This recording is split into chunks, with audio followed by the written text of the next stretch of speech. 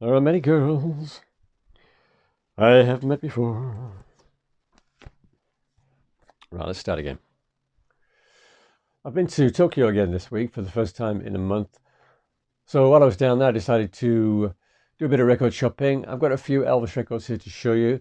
Some of these are duplicates. I've been buying some duplicates recently because I'm working on a particular project and I want to need to.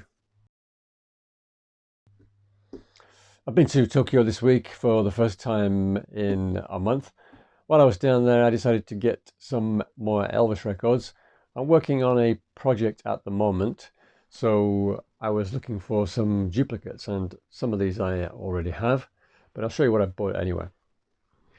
The first one is Hound Dog Don't Be Cruel single from 1962. This was actually the first time that those two songs appeared on a single together in Japan. And that's the original first sleeve from that period. And this record was actually in the charts, on the Japanese singles chart for weeks and weeks, well, in the top 10 for weeks on end. Very easy to find. The next one I picked up is a record I've been having a bit of bad luck with recently. It's Blue Hawaii, the mono pressing, 1961 version here, and the cover is immaculate. It looks like it just came out of the shop. It's clean, there's no creasing, there's no damage. Absolutely beautiful. The record looks similarly pristine. Really doesn't look as though it was played. But it was played. It was played by me. And I was very disappointed. When I put the record on the turntable, I could see there was a little warp. Not a harsh warp, not one that makes the needle almost jump out of the groove, but it's noticeable. And every time the needle passed under the warp, or rather every time the warp passed under the needle, it was making like a little swooshing sound. And the sound quality is also not very good at all. So at the end of Blue Hawaii, for example, when Elvis sings "This Magic Night of Nights with You," it sounds like he's singing "This Magic Night of Nights with Me." And I actually bought another copy of Blue Hawaii, the same one, mono copy from 61 recently. Same thing, beautiful looking cover. The record was in its original inner sleeve, but the inner sleeve had been taped at the bottom because they're made of very thin paper. And when I pulled the record out, it looked almost unplayed. But just where the record had been touching the bottom of the inner sleeve, there was like a stain from where the gum or whatever is on the sellotape had seeped through the paper and onto the record. And I couldn't clean it off. So that one didn't sound very well either. So I've not been having much luck with the Blue Hawaii mono LP, but I've got two fantastic covers. Anyway, another one I picked up was this original copy of Clambake. Quite hard to find because this one didn't sell that very well. While I was down there, I asked the shopkeeper about something which has puzzled me for quite a long time, and it's to do with a mark on some of the covers, Elvis covers from around that period, late 60s, early 70s. And I'll try and show you. If not, I'll put a photo on the screen. Right in the bottom corner there, you've got the price, and then you've got that circular JIS mark, Japan Industrial Standards. And then next to that, you've got a Japanese character in a circle. And just by chance, or just on the off chance, I asked the guy in the shop, I said, "Do you know what that is, that symbol there?" And he said it's the printer's mark, printer's logo. So Victor were using the same printing company for many years, and that was their logo mark. He didn't know the name of the printing company, but still, another mystery solved. And this one is also in immaculate condition. Fortunately, this one sounds as good as it looks. I picked up also this pretty rare 73 pressing of Elvis Presley. It's in stereo because all the 50s albums were at that time.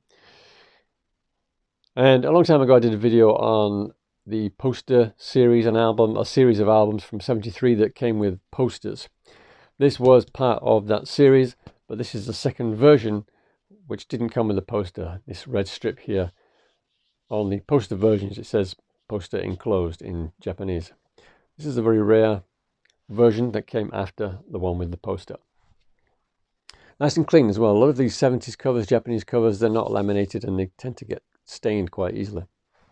It's on the orange RCA label. Next one is a really nice one. Original copy of A Date with Elvis from 1959. I did have a copy of this, which I showed in an earlier video. It wasn't as nice as this one. And you can see it's got different photographs at the bottom here. It's not a gatefold, it just has the simple single sleeve design with a calendar on the back.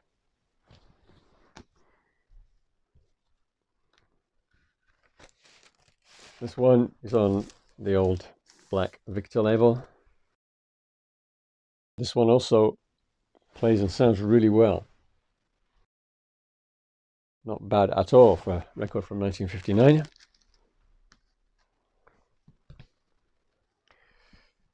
This is another hard one to find. I've got a couple of these now. This is the first stereo pressing of GI Blues. It's not as hard to find as the stereo version of Elvis's Back, but still a tough one to find. So even when it has a split in the spine like that, I'll still pick it up. And it also has label design that they didn't use for very long. Just like that.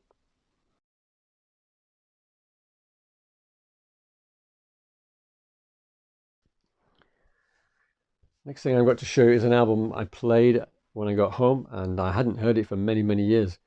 I was the one with the re-recorded backing vocals, guitar, I think. Yeah, there's definitely some guitar in there, and maybe some of the drums were re-recorded. You can certainly hear the difference in the backing vocals on Don't. I think I prefer the original version. And that's a white label promo.